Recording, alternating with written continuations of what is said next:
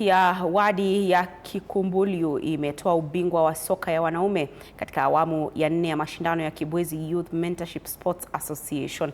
Santos walitoa ubingwa huo baada ya kuishinda Makasa FC ya wadi ya Nguu Masumba kupitia mikwaju ya penalti kufuatia sare tasa kwenye kitengo cha akina dada.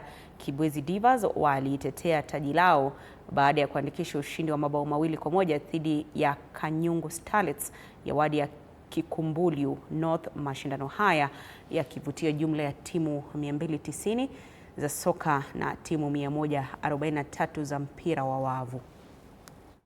Sisi mimi na timu yangu tumetembea hapa, ambao ni timu ya ufundi.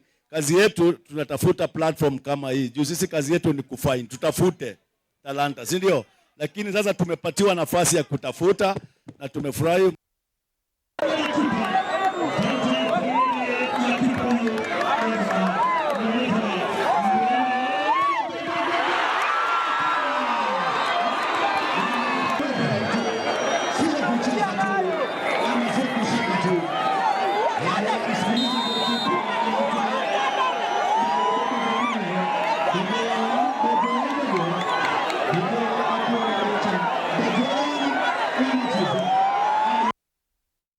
Kwa namna hiyo